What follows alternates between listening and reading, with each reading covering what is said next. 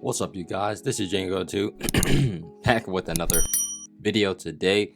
And in this video today, if you saw the thumbnail, obviously, because you got two eyes and you got a brain that process information, you saw. I'm going to be discussing who is going to win MVP this season.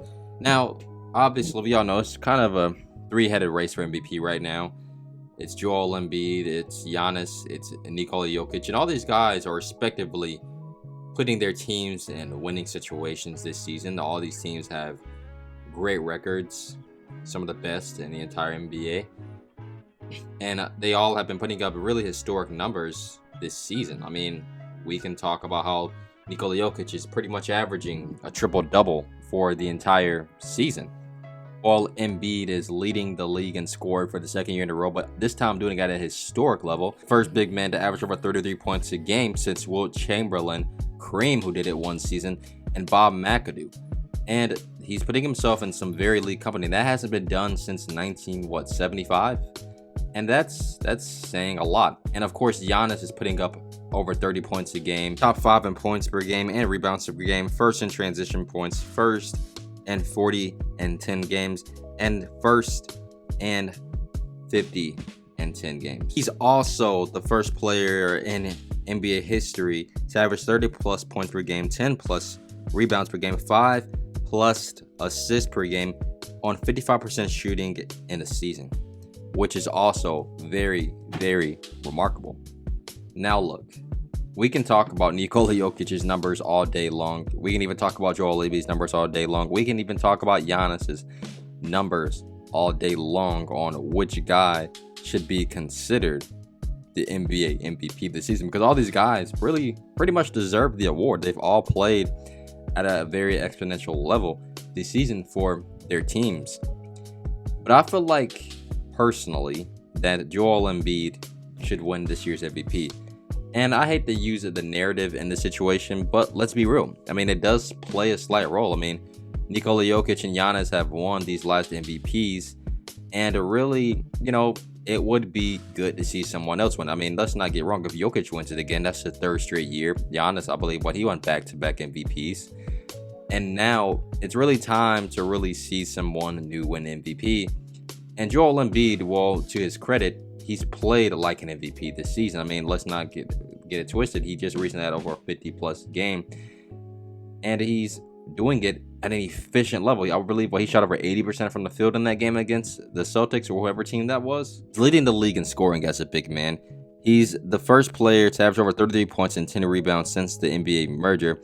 He is first in 35-point games, first in 50 plus 10 games with Giannis. He's tied for him in that category. He's top 2 in ISO and post-up points per game, and he's top 10 in points, rebounds per game, and blocks per game.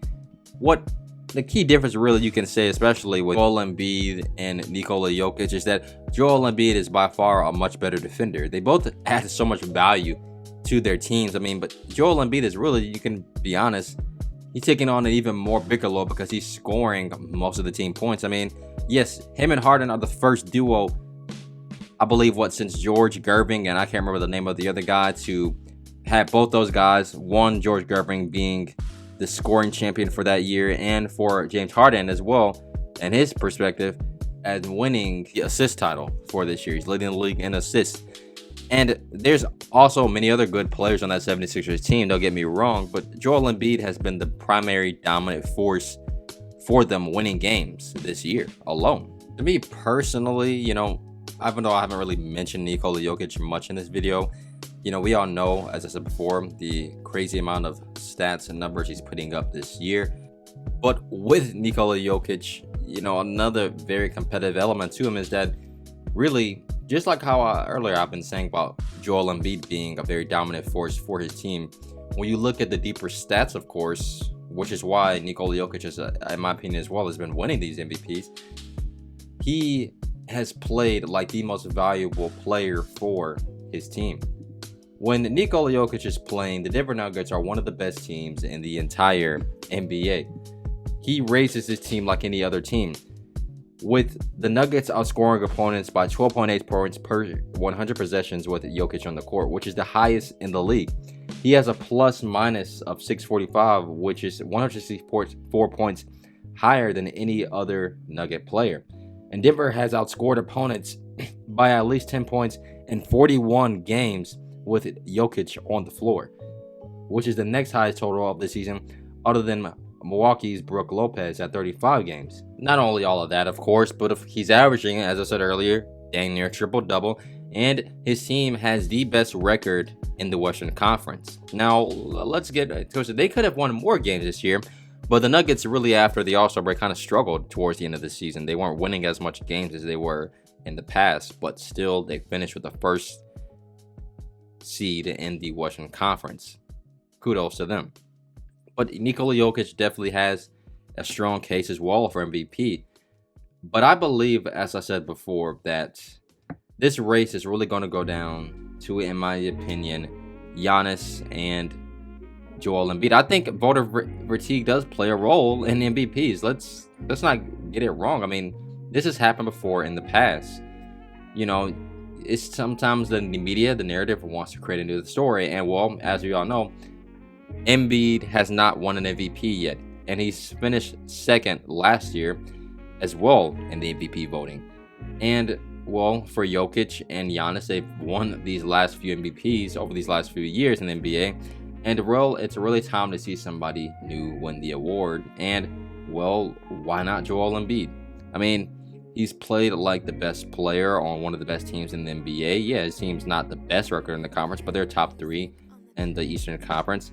He's the leading in scoring. He's put up some historical numbers this season that really hasn't been done by a big man in that way, other than Nikola Jokic.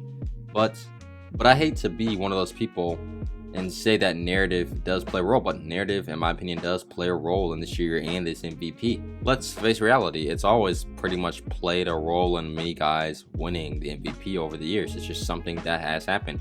You want a story. You want a meaning to why this person belongs to be in that discussion for winning MVP that season.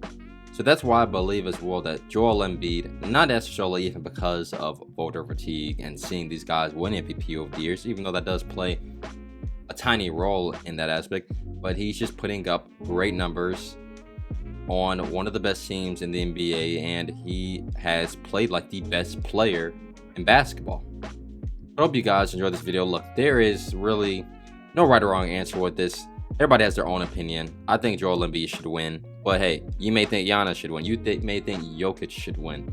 This is really the most even race ever. One of the most even races ever for MVP. So it can go either way. But that's what I'm going to leave it off then, you guys. I hope you have a great day. Don't forget to leave a like and subscribe to the channel for more videos each and every single week. Have a great day. Peace.